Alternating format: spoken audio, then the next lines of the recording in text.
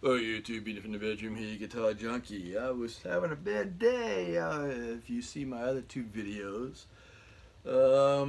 with this guitar, and then with the BM 75, I had an issue with both videos, and well, that's even if I post the one that I had with this one here. I might not, but so not only am I having a bad day, I'm in a bad mood right now, but I figured I'd do one more video versus what I'm going to do is I'm going to try my Sire Larry Carlton single cut LP 22 nickel frets, ebony fingerboard, Larry Carlton voiced sounding chrome covered pickups against this Harley Benton SC LP 550 Deluxe 2 with, I believe this was a Laurel, best thing they have to rosewood, fingerboard with 22 blacksmith stainless steel frets and gold plated pickups, Tesla, and I really haven't compared the two until right now to see. I'm kind of curious the sound of the pickups one from the other, if I could even tell at all, or if you could even tell at all. I don't know. See what I mean? See what happens.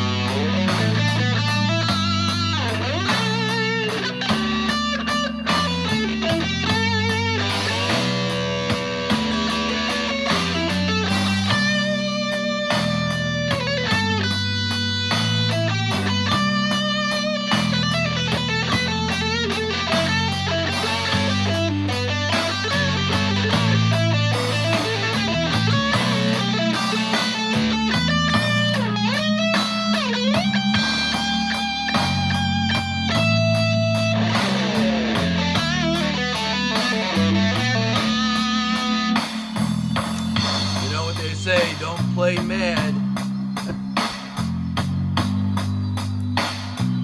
It's too late for that.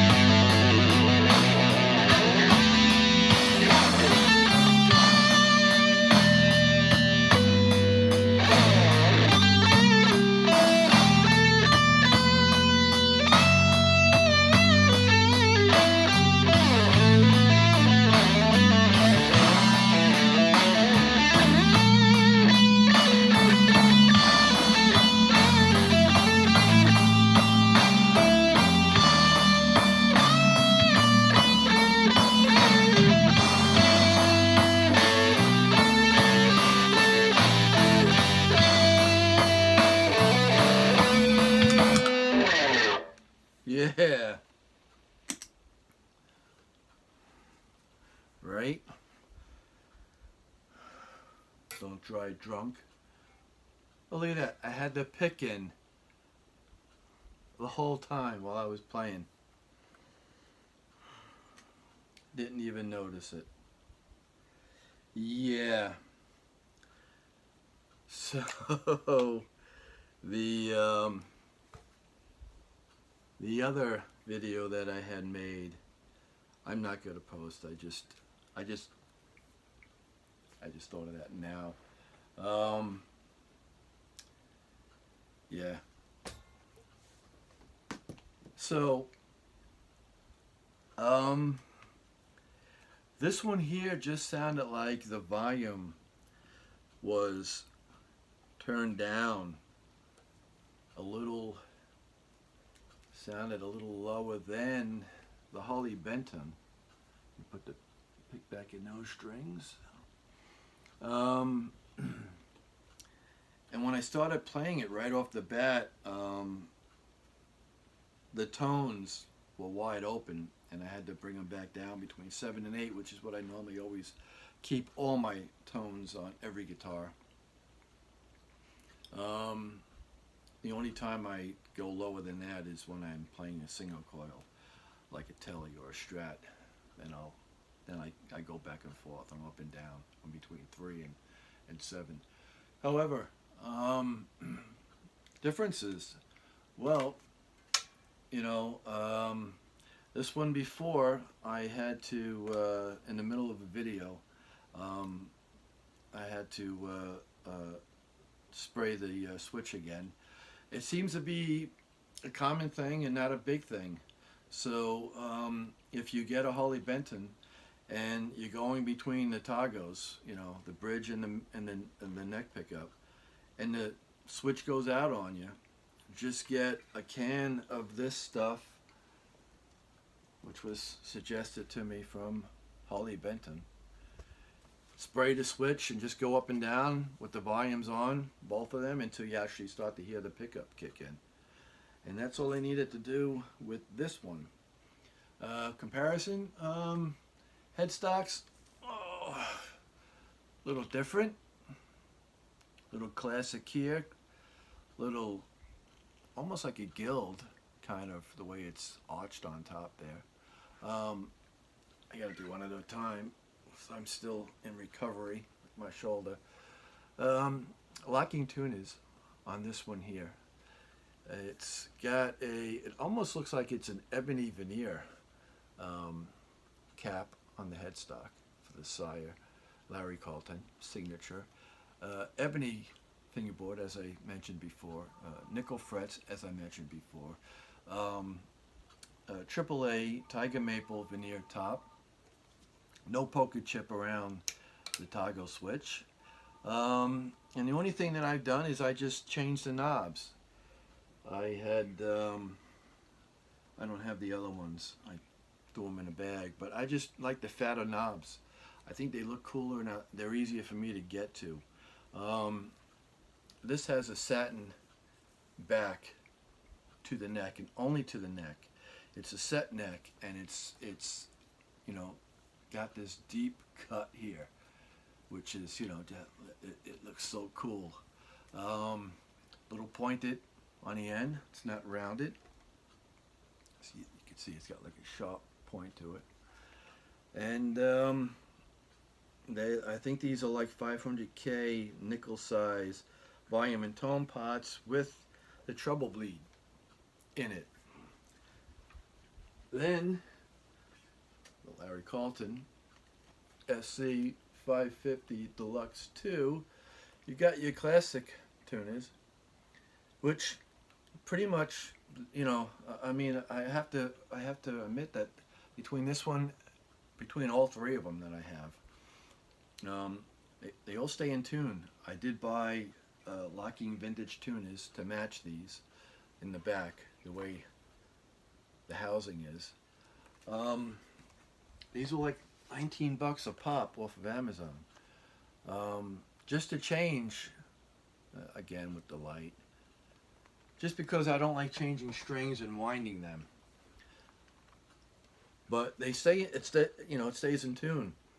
You've got 22, like I said before, stainless steel frets. Both of them have trapezoid inlays. These look plastic. They look like abalone, maybe. It could be pearlized or something. And this one has the Tesla gold-plated chrome-covered pickups. And I think it sounded just a little bit more. This one went to 11. Let's just put it that way. This one went to 11. Larry Carlton maybe got to a 9. And these are the knobs that came on the Larry Carlton, except they were like brown, but it was these little kind of, not a witch hat, but they kind of like thin up. This has a AAA tiger maple veneer top, which is very hard to see, but it's under there. This too has a good deep cut to it to get there. It's got a bit of a rounded cut to the end there, the horn, whatever you want to call that. And that's about it. I believe these also say they have a graphite nut, but I'm not too, I can't say for sure. So I tried to do something kind of bluesy because I've been uploading so many different soundtracks. I don't remember where my jazz ones were.